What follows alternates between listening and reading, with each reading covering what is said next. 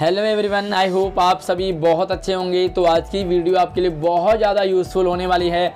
अगर आप TGT PGT Hindi की तैयारी कर रहे हैं तो आज की वीडियो में आपके लिए 100 क्वेश्चंस विद आंसर लेके आया हूँ। चाहे आप डीएसएसबी की तैयारी कर रहे हो, केवीएस की हो या एनवीएस की हो, तो आज की वीडियो काफ़ी ज़्यादा फ़ायदेमंद आपके लिए होने वाली है। तो वीडियो को पूरा एंड तक जरूर देखते रहिए। अपनी प्रैक्टिस आज की वीडियो से स्टार्ट करते हैं। तो चलिए, पहला सवाल है आपके लिए। 1921 में असहयोग आंदोलन के दौरान सरकारी नौकरी से त्यागपत्र देने के बाद कौन से रचनाकार पूरी तरह साहित्य सृजन में लग गए? तो चार ऑप्शन आपके स्क्रीन पे हैं और इसका करेक्ट आंसर आपको ब्लू में दिख रहा होगा, यानी कि प्रेमचंद। और अगला सवाल है दूसरा, निम्न में से कौन सा उपन्यास धर्मवीर भारती जी का नहीं है? ध्यान से देना। तो यहाँ पर जो तीनों हैं वो धर्मवीर भारती के ही हैं, बट चारों चंद्रलेख वो धर्मवीर भारती का नहीं है। तीसरा सवाल है, 30 दिन मालवीय जी के साथ इस पुस्तक के रचयिता लेखक कौन है? तो इसके लेखक है राम नरेश त्रिपाठी। चलिए, चौथा सवाल है, किस रचनाकार की कहानी माया दर्पण पर फिल्म बनी, जिसे 1973 का सर्वश्रेष्ठ हिंदी फिल्म का पुरस्कार प्राप्त हुआ? और उसका सही जवाब है निर्मल वर्मा। पांचवा सवाल है, जीवन काल की दृष्टि से निम्नलिखित नाटककारों का सही क्रम, यानी कि पहले कौन हुए बाद में कौन हुए? तो सही क्रम है, सबसे पहले भुवनेश्वर, फिर मोहन राकेश, फिर सुरेंद्र वर्मा और उसके बाद चौथे हैं मीराकांत। समुद्र संतरण कहानी के रचयिता कौन है? और चार ऑप्शन में से इसका करेक्ट आंसर है जयशंकर प्रसाद। सातवां सवाल है, शिव शंभू के चिट्ठे के निबंधकार कौन है? शिव शंभू के चिट्ठे। और इसका जो करेक्ट आंसर है वो है आपके लिए राम मुकुंद गुप्त। और अगला सवाल है, किस रचनाकार ने अपना प्रथम आलोचनात्मक लेख निराला जी की कविता लिखा, जो चर्चित उपन्यास चांद में प्रकाशित हुआ? और इसका जो करेक्ट आंसर है वो है रामविलास शर्मा, डॉक्टर रामविलास शर्मा। और नौवां सवाल है, निम्नलिखित नाटककारों में से किसने आषाढ़ का दिन नाटक लिखा? आषाढ़ का दिन, और ये है मोहन राकेश जी का आषाढ़ का दिन। अगला सवाल है 10वां, चंद्र सुधा और पम्मी धर्मवीर भारती जी के किस उपन्यास के पात्र हैं? और ये हैं तीन गुनाहों के देवता, जो उनका उपन्यास है उन्हीं के ये पात्र हैं। 11वां सवाल है, मृगावती किसकी रचना है? मृगावती, और ये कुतुबन इसके रचयिता हैं, लेखक हैं। और 12वां सवाल है, शिवपालगंज किस उपन्यास की रचना है? शिवपालगंज, और ये है राग दरबारी। शिवपालगंज है राग दरबारी की रचना है। अगला सवाल है, निम्नलिखित में से कौन सा कथन प्रेमचंद जी के विषय में सही नहीं है? नहीं, ध्यान रखना, यही आपको कंफ्यूज करते हैं। एक होता नहीं है और दूसरा सही है। तो ये इसका आंसर है, उन्होंने संस्कृत निष्ठ भाषा का प्रयोग किया, क्योंकि उन्होंने किसी भी अपने लेखन में संस्कृत भाषा का प्रयोग नहीं किया। अगला सवाल है, सोया हुआ जल उपन्यास की विषय वस्तु निम्नलिखित में से किसके साथ संबंधित है? पहला है, भिन्न भिन्न व्यक्तियों की कहानी, सामाजिक विसंगतियों का वर्णन, और एक सराय में ठहरे हुए यात्रियों की एक रात की कहानी। तो ये बिल्कुल सी ऑप्शन बिल्कुल करेक्ट है। 15वां सवाल, अज्ञे जी की शरणदाता कहानी में किसका वर्णन किया गया है? तो इसका जो करेक्ट आंसर है चारों ऑप्शन में से वो है सांप्रदायिकता विरोधी कहानी। अगला सवाल है, सूर्यकांत त्रिपाठी निराला जी के उपन्यासों का जो प्रकाशन की दृष्टि से सही कालक्रम? तो देखो, अप्सरा, अलका, कुल की भाट, चोरी की पकड़, ये सही क्रम है। और अगला सवाल है 17वां, निम्नलिखित में से कौन सा कहानी संग्रह अज्ञे जी का नहीं है? तो इनमें से कौन सा नहीं है? कालजयी जो है अज्ञे जी का नहीं है। और अगला 18वां सवाल है, यहाँ रहना मना है नाटक संग्रह किस रचनाकार का है? तो ये है ममता कालिया का यहाँ रहना मना है। अगला सवाल है, मलिक मोहम्मद जायसी ने आखिरी कलाम किस बादशाह की प्रशंसा की? आखिरी कलाम में किस बादशाह की प्रशंसा की? तो ये है इसका सही उत्तर बाबर। और अगला है, दहेज प्रथा अनमेल विवाह के दुष्परिणाम का चित्रण प्रेमचंद जी ने किस में किस उपन्यास में किया? तो इसका सही आंसर है निर्मला। निर्मला में उन्होंने दहेज प्रथा, अनमेल विवाह के दुष्परिणाम का चर्चा की है, उन्होंने उसका वर्णन किया है।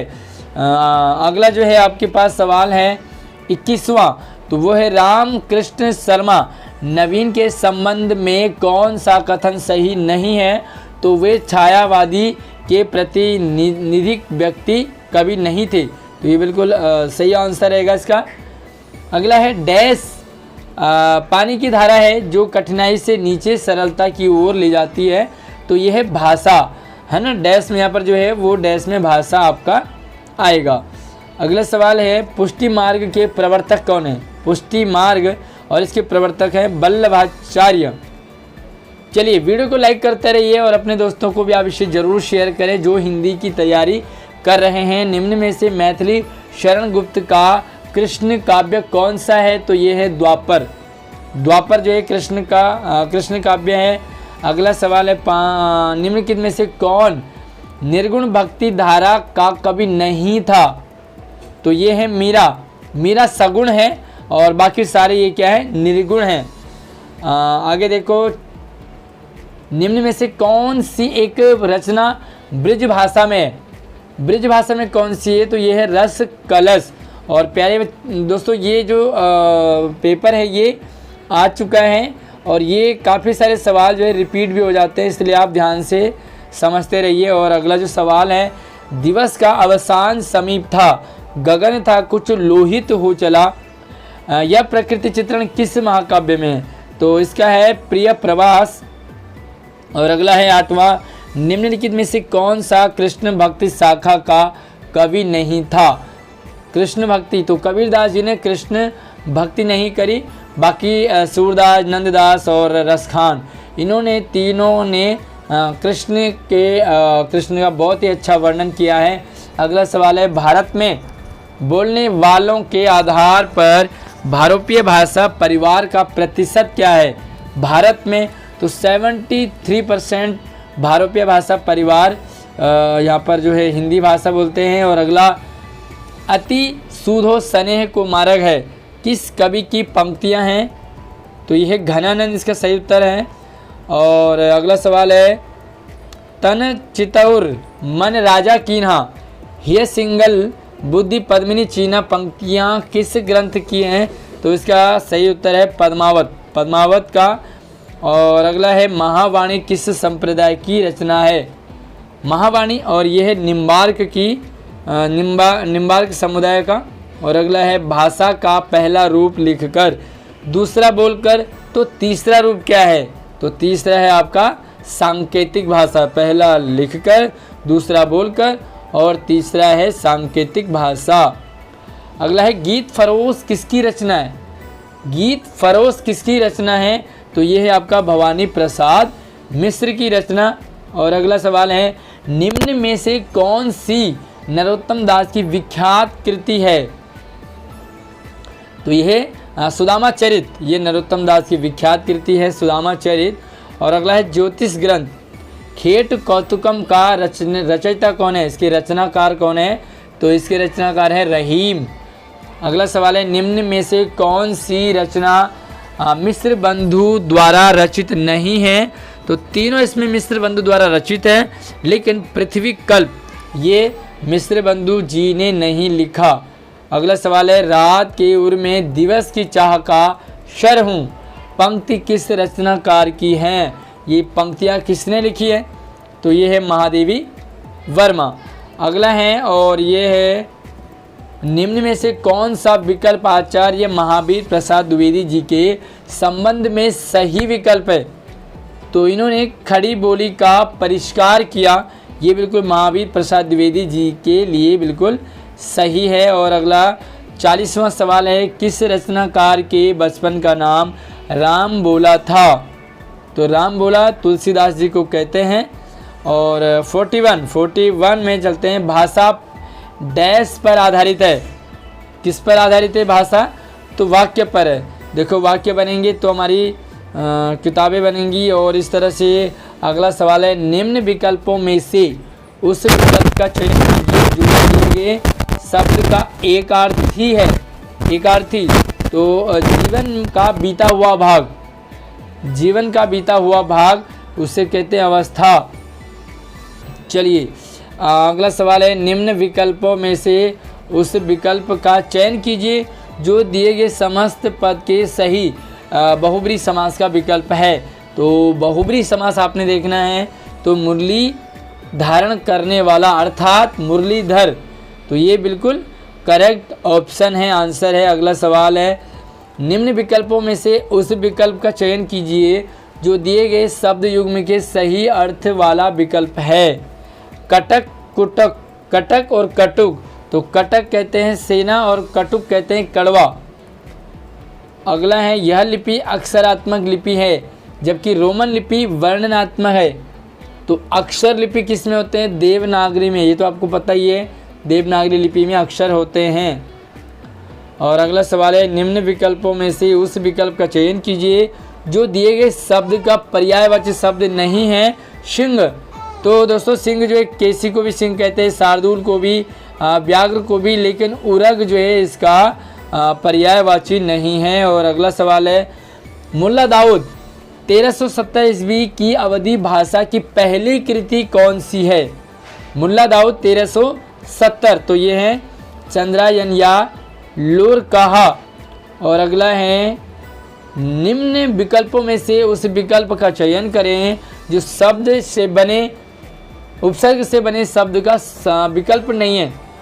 तो ये है श्रवणीय। श्रवणीय में आपका क्या है, वो ईय प्रत्यय है, ईय प्रत्यय, इसलिए ये उपसर्ग का सही विकल्प नहीं है। बाकियों में सभी में उपसर्ग है। अगला देखो, किसी भी भाषा को लिखने का ढंग कहलाता है। तो लिखने का ढंग आपका है लिपि, लिपि ही लिखने का ढंग है, यानी कि लेपन करना। और अगला है, नीचे दिए गए शब्दों की का सही संधि विच्छेद वाला शब्द। लोक उपचार, तो लोक उपचार को अगर हम संधि करेंगे तो एक होगा लोकोपचार, अ और उ को ओ हो जाता है और गुण संधि। अगला देखो, वर्तमान में संविधान की अष्टम अनुसूची में कितनी भाषाएं हैं? तो अष्टम सूची में जो है 22 भाषाएं अभी भी हैं। और अगला सवाल है, शैली डैश शैली से देवनागरी, बंगला, गुरुमुखी आदि लिपियों का विकास हुआ। तो इसका करेक्ट आंसर है उत्तरी। उत्तरी शैली से देवनागरी, बांग्ला और गुरुमुखी आदि लिपियों का विकास होता है। चलिए अगला सवाल है, डैश भारत की राष्ट्र भाषा और राजभाषा है। तो ये तो बिल्कुल सिंपल है, हिंदी। हिंदी भारत की राष्ट्रभाषा और राजभाषा है। भले उसे यूज़ कितना करते हैं वो अलग बात है, प्रैक्टिकली ग्राउंड लेवल का। अगला सवाल है, हिंदी अहिंदी लोगों के लिए उतनी ही विदेशी है जितनी हिंदी समर्थकों के लिए अंग्रेजी। यह शब्द किसके हैं, किसने ये शब्द कहे हैं? तो ये हैं सी राम गोपालाचार्य 1958। अगला है, निम्न विकल्पों में से उस विकल्प का चयन कीजिए जो दिए गए शब्द का विलोम शब्द है। क्षणिक, क्षणिक का विलोम है शाश्वत। क्षणिक यानी कि तुरंत मरने वाला, तुरंत समाप्त होने वाला, और शाश्वत यानी कि जो हमेशा चलता, अटल, सत्य है। अगला है, भारतीय आर्य भाषा को कितने कालों में विभक्त किया है? तो ये 3 कालों में भारतीय आर्य भाषा को विभक्त किया है। अगला सवाल है, शैली से तमिल, तेलुगु, मलयालम और कन्नड़ लिपियों का विकास हुआ किससे? किस शैली से? ये है दक्षिणी शैली से, क्योंकि ये सारे साउथ के हैं। और अगला है, मूल भाषा का यह भेद डैश पर आधारित है। तो ये इतिहास पर, मूल भाषा का यह भेद इतिहास आधारित है। अगला है, नीचे दिए गए शब्द का सही संधि विच्छेद वाला शब्द। हरीश, तो हरीश का जो संधि विच्छेद है वो हरी जमा ईश है। हरी छोटी ई और ईश। चलिए अगला है, पंजाबी भाषा की लिपि। तो आई होप आपको ये अच्छे से आता होगा, और इसकी है गुरुमुखी। तो चलिए 60 क्वेश्चंस होंगे। और अगला देखो आपका, उपमा के अंगों में उल्ट फेर करने से, अर्थात उपमेय को उपमान के समान न कहकर उलटकर उपमान को उपमेय कहा जाए तो कौन सा अलंकार होता है? तो इसमें होता है आपका प्रतीप अलंकार। और अगला सवाल है, निम्न विकल्पों में से उस विकल्प का चयन कीजिए जो दिए गए वाक्य के अनुसार विशेषण के भेद का सही विकल्प हो। मुझे खाना बनाने के लिए थोड़ा सा सामान चाहिए, तो ये जो थोड़ा सा है ना, ये आपका क्या है, परिमाणवाचक, यानी कि इसमें परिमाण यानी थोड़ा सा। आगे देखेंगे, तंबूराले मंच पर बैठे प्रेम प्रताप, साज मिले 15 मिनट, घंटा भर आलाप, घंटा भर आलाप, राग में मारा गोता, धीरे धीरे खिसक गए सारे श्रोता। तो इसमें कौन सा रस है, तो इसमें है आपका हास्य रस। सारे गाने वाला गाता रहा लेकिन धीरे धीरे सारे श्रोता खिसक गए। और अगला जो सवाल है, विषय द्वारा किए क्रियाओं और वह स्थान जो रस निष्पत्ति में सहायक होते हैं उन्हें क्या कहते हैं, तो यह है उद्दीपन विभाव, जो रस निष्पत्ति में सहायक होते हैं। अगला है, कौन उमेठना, मुहावरे का अर्थ, कान उमेटना, कान उमेटना का तो होता है शपथ लेना, कसम खाना। और अगला है, निम्न विकल्पों में से उस विकल्प का चयन कीजिए जो भाववाचक संज्ञा का सही विकल्प नहीं है। भाववाचक संज्ञा नहीं है वो है आपका शुभ। और अगला है, निम्न विकल्पों में से उस विकल्प का चयन कीजिए जो अधि उपसर्ग से बना शब्द है। अधि, तो ये है अधि जमा अक्ष, अध्यक्ष। चलिए अगला है, नीचे दिए गए वाक्य के सही वाक्य भेद पहचानिए। यह निश्चित नहीं है कि वह कब आएगा, यह निश्चित नहीं है, तो ये देखो मिश्र वाक्य है, क्योंकि इसमें एक सेंटेंस दूसरे पर आश्रित है, और जहाँ पर एक सेंटेंस दूसरे पर आश्रित हो वो आपका मिश्र होता है। अगला, निम्न विकल्पों में से उस विकल्प का चयन कीजिए जो द्रव्यवाचक संज्ञा का सही विकल्प है। द्रव्यवाचक, तो ये आपका है दाल, दाल जो है वो द्रव्यवाचक है। और अगला देखो, निम्न विकल्पों में से उस विकल्प का चयन कीजिए जो मध्यम पुरुषवाचक सर्वनाम का सही विकल्प है। मध्यम पुरुष सर्वनाम, तो ये है आपका आप, ये मध्यम पुरुष है। और अगला देखो, बुरे दिन आना किस मुहावरे का अर्थ प्रतीत होता है। तालू में दांत जमना, तालू में दांत जमना, बुरे दिन आना, ये दोनों मुहावरे। और अगला है, निम्नलिखित विकल्पों में विधानवाचक वाक्य का सही विकल्प है। विधानवाचक वाक्य के भेद होते हैं, तो ये है आपका वह जापान एक देश है, ये विधानवाचक है। और अगला देखो, सागर सा गंभीर हृदय हो, गिरि सा ऊंचा हो जिसका मन, कौन सा अलंकार है, तो देखो जहाँ पर सा सी से आते हैं वो आपका उपमा अलंकार होता है। सा सी से सम, समान। श्रवणीय शब्द में कौन सा प्रत्यय है, तो इसमें है अनीय प्रत्यय, श्रवण जमा अनीय, श्रवणीय। अगला देखो, उदित उदयगिरि मंच पर रघुबर बाल पतंग, बिगसे संत सरोज सब, हर्षे लोचन भृंग, इस पंक्ति में कौन सा अलंकार है, तो ये है आपका रूपक अलंकार। जहाँ पे आरोपण हो वहाँ पर रूपक अलंकार होता है। और अगला सवाल है, निम्न विकल्पों में से उस विकल्प का चयन कीजिए जो दिए गए वाक्य के अनुसार वाक्य भेद का सही विकल्प हो। उसमें अच्छाई थी इसलिए उसका सब जगह आदर सत्कार होता है, तो ये है आपका संयुक्त, क्योंकि इसमें कंजक्शन जुड़ा है इसलिए। अगला सवाल है, निम्न विकल्पों में से उस विकल्प का चयन कीजिए जो प्रत्यय से बने शब्द का सही विकल्प नहीं है। ये ध्यान रखना, नहीं है पूछा है, तो तंद्रिल, पंचायत और मथानी, इनमें प्रत्यय है लेकिन जो समग्र है वो अपने आप में एक शब्द है, इससे ये इसका सही उत्तर होगा।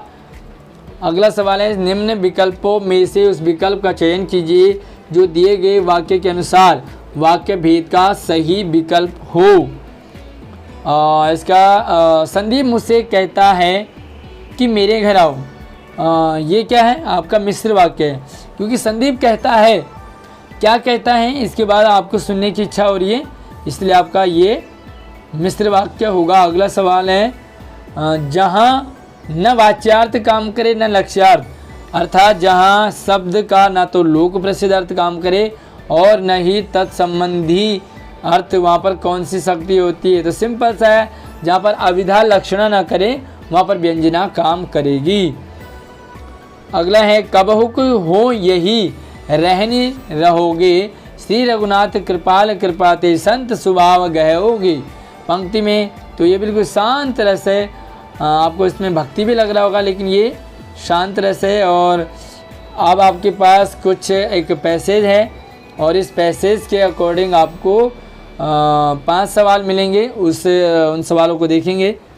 पढ़िए थोड़ा सा और इससे थोड़ा सा आप वीडियो को रोक करके इस पैसेज को पढ़ लें ताकि आप सवाल को देख लें। और इसके अकॉर्डिंग सवाल है, गंगा और यमुना नदियाँ किसकी साक्षी रही है? चलिए, गंगा और यमुना किसकी साक्षी रही है? आपके पास पैसेज भी और ऑप्शन भी है। तो ये है भारत के ऐतिहासिक चैतन्य की। अगला सवाल है, दिए गए अनुच्छेद का सटीक शीर्षक, तो टाइटल क्या हो सकता है इसका? ये है हमारी पवित्र नदियाँ। देखो नदियों की बात की गई है इसमें, तो यही इसका बिल्कुल करेक्ट टाइटल है। अगला सवाल है आपकी स्क्रीन पर और मैंने साथ साथ में आपके लिए पैसेज भी रखा हुआ है। दिए गए विकल्पों में से कौन सा अस्तित्व का समानार्थी शब्द नहीं है? अस्तित्व, तो अस्तित्व संबंध होता है रिलेशन, बाकी तीनों जो है वो अस्तित्व के पर्यायवाची हैं। अगला सवाल, अनुच्छेद के अनुसार नदियों की अंतर्वेदी से क्या आशय है? तो ये है दो नदियों के मध्य की भूमि, ये अंतर्वेदी इसमें कहा है। अगला सवाल है, हमारे देश में बहने वाली नदियों के आदि स्रोत क्या हैं?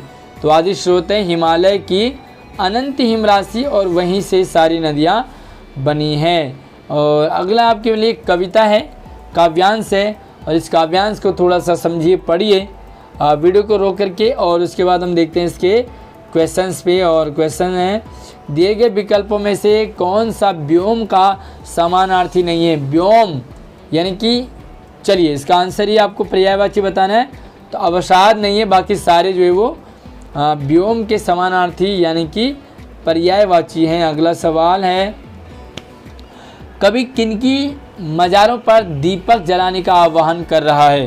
तो पैसेज के साथ मैंने आपको सवाल भी दिखाया। अब इसके जो ऑप्शन है वो ये हैं और सही आंसर है इसका शहीदों की। अगला सवाल है, काव्यांश का उचित शीर्षक क्या होगा? टाइटल क्या होगा? तो इसमें जो है शहीदों की बलिदान की भी बात की गई है, तो टाइटल है शहीदों का बलिदान। अगला सवाल है, अनुच्छेद के अनुसार विश्व बलि शासन किसे कहा है? विश्व बलि शासन, तो ये है आपका ब्रिटिश शासन को यहाँ पर विश्व बलि शासन कहा है। तो वीडियो को लाइक करते रहिए अगर आपने अभी तक नहीं किया है। तो हिंदी से रिलेटेड अगर ग्रामर टॉपिक आपको समझने हैं तो हमारे प्लेलिस्ट पर DSSB को लेकर के, KVS को लेकर के है, उसमें आप देख सकते हैं। अगला सवाल, अनुच्छेद के अनुसार शहीदों के बलिदान से हमें क्या प्राप्त हुआ?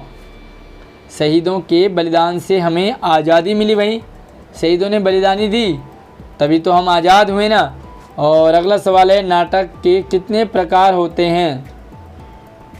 तो नाटक है रैखिक नाटक विधि और प्रक्रिया उन्मुख नाटक। तो अगला है, पाठ्यपुस्तक का उपयोग डैश के रूप में किया जा सकता है?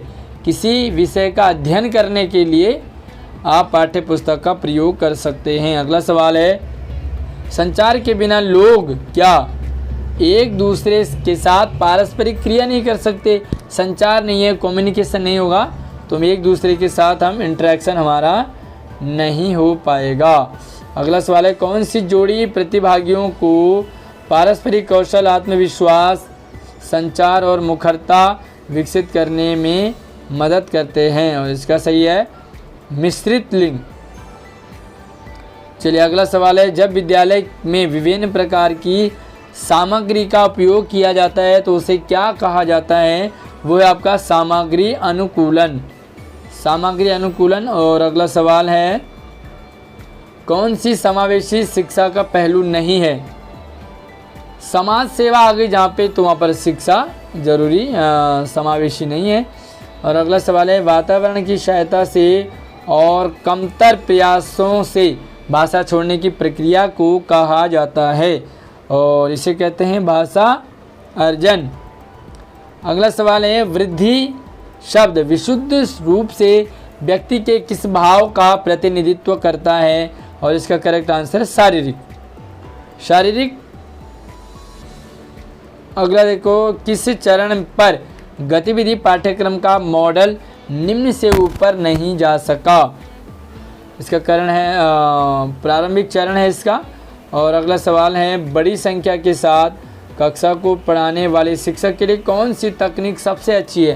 भाई बड़ी क्लास है, स्ट्रेंथ ज़्यादा है, तो आप क्या कर सकते हैं, व्याख्यान तथा कक्षा नोट्स, आपने नोट्स दे दिए हर एक बच्चे को या आपने व्याख्या कर दी, तो सभी बच्चों तक आपकी आवाज़ अच्छी होनी चाहिए, तो आपका यहाँ पर जो आंसर हो जाता है।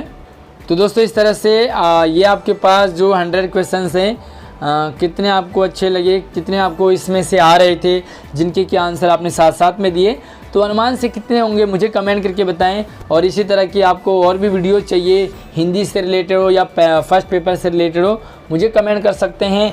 इसी तरह के कंटेंट के लिए हमारे चैनल को सब्सक्राइब कर लीजिए। धन्यवाद।